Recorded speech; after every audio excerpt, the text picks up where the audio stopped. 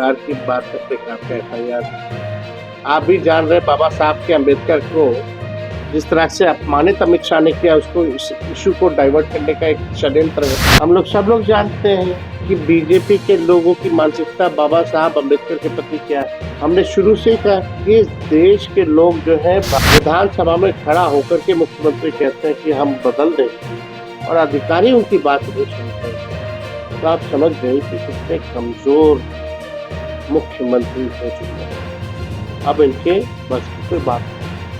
बड़े से बड़े मुद्दे होते हैं तो चुप्पी साध लेते, टाइम नहीं बदलवा सकता।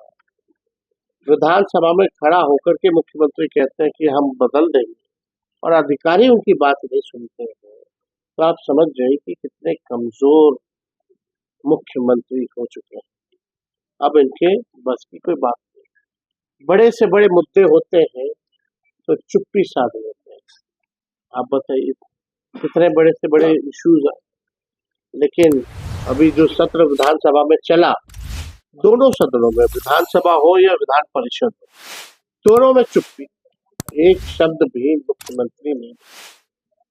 ये इतिहास में पहली बार हुआ है बिहार के, या हमको लगता है देश के किसी भी विधानसभा में, जहां मुख्यमंत्री सत्र के दौरान एक शब्द भी नहीं बोला।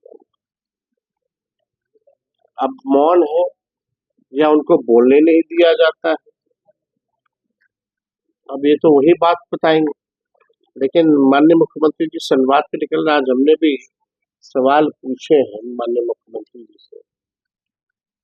आप बताइए, अपने मालिकों से बात करने के लिए, अपनी जनता से बात करने के लिए उनको 2 अरब 25 करोड़ 78 लाख रुपए खर्च करने पड़ते हैं। एक तरफ कह रहे हैं कि गरीब राज, एक तरफ हमसे सवाल पूछे जाते हैं कि माई बहन योजना का पैसा कहाँ से आएगा। तो ये ना बताओ भाई कि 2 अरब 25 करोड़ 18 लाख 15 दिन के लिए आप खर्च कीजिएगा केवल जनता से संवाद करने के लिए, और 20 सालों तक आप निकले हैं कोई भी यात्रा में, कौन से काम का समाधान आपने किया है? जनता दरबार लगाया, आप लोग भी लाइव देखते होंगे, पटना में जो घटना हुआ, एक ही व्यक्ति 5 बार आया लेकिन उसका समस्या का समाधान नहीं हो पाया। तो क्या उम्मीदें की जा सकती है? वहां तो पिक एंड चूज लोग आए, बंद कमरे में बात करेंगे, अपना निकल जाएंगे। उसके लिए आपको 2 अरब चाहिए पैसा, 25 करोड़ 78 लाख। तो इसका हिसाब तो पूरी तरीके से ये समझ में आता है कि अधिकारियों की लूट की छूट की यात्रा। थाना ब्लॉक भ्रष्टाचार से लोग जो है परेशान हैं। और भी कई ऐसे मुद्दे हैं जिसको हम लोग जो है समय समय पर उठाते हैं। यूपीएससी को भी लेकर के जो छात्र जो है अभी आंदोलन पे है, एक सेंटर का जो है रद्द किया गया है। उनकी मांग जो है कि सभी सेंटर का जो है परीक्षा को रद्द करना चाहिए, और हमको लगता है ये जायज मांग भी है, क्योंकि देखा जाए तो नॉर्मलाइजेशन के खिलाफ ये आंदोलन हुआ था। अब एक सेंटर का आपने खत्म कर दिया, एक सेंटर का चालू रखा, तो ये ऑटोमेटिकली एक तरह का नॉर्मलाइजेशन ही है।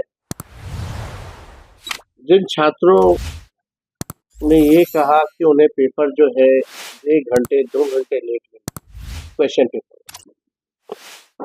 तो उनके साथ अन्याय है, उनके भविष्य के साथ खिलवाड़। समय निकल जाएगा तो उनका मन निकल रहा है, फिर मौका उनको नहीं मिलेगा। हमने तो ये भी कहा था सर्वर जो डाउन था 2 दिन 3 दिन, इसमें छात्रों की तो गलती नहीं थी, उनको एक मौका मिलना चाहिए था, लाखों अभ्यर्थी थे, लेकिन सरकार ने इस बात को अनसुना किया।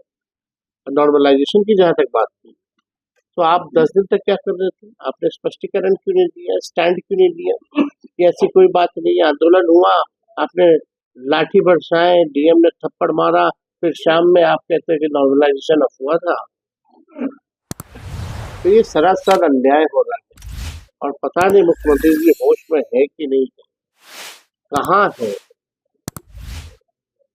और कोई सवाल होगा तो पूछा जाए। सर लालू जी ने कहा ममता बनर्जी के हाथों में देना चाहिए, आप क्या राय? पत्रकार भाई ने सवाल पूछा कि दिया जाना चाहिए, नहीं दिया जाना चाहिए, तो लालू जी ने क्या देने में क्या हर्ज है? लेकिन ये बात तो सब लोग मिलकर के ही ना डिसाइड करेंगे। कि कौन नेतृत्व करेगा, और नेतृत्व करने की बात कहाँ है, कन्वीनर कौन बनेगा, चेयरमैन कौन बनेगा। तो ये बातें जब तक ऑफिशियल तौर पे एजेंडे में हम लोगों के पास नहीं आता है, जब तक बैठक नहीं होती है, और कोई हम या लालू जी तो नहीं निर्णय लेने वाले तो जितने अलायंस पार्टनर के सभी दल के लोग हैं उनको निर्णय लेना है, उसमें हम लोग भी पार्ट हैं। जब ये बात आएगी तो सुझाव दिया जाएगा। हाँ बता, बिहार में जो एक बेकार की बात है, बेकार का FIR। आप भी जान रहे हैं बाबा साहब के अम्बेडकर को जिस तरह से अपमानित अमित शाह ने किया, उसको इस इशू को डाइवर्ट करने का एक षड्यंत्र है। अब देश की जनता बेवकूफ तो है नहीं कि जो ये पिक्चर दिखाएंगे वही पिक्चर देश की जनता देखेगी। हम लोग अंधे तो है नहीं, हम लोग सब लोग जानते हैं कि बीजेपी के लोगों की मानसिकता बाबा साहब अम्बेडकर के प्रति क्या है। हमने शुरू से ही कहा कि इस देश के लोग जो है बाबा साहब अम्बेडकर का अपमान सहेंगे नहीं। और जो भाषा के वो क्या बाद में बोले क्या पहले बोलो छोड़ो, वो तो जो लिखा हुआ था वो बोल रहे थे। जो अपने मन से उन्होंने 17 सेकंड में जो बोला वो सच्चाई निकल आई।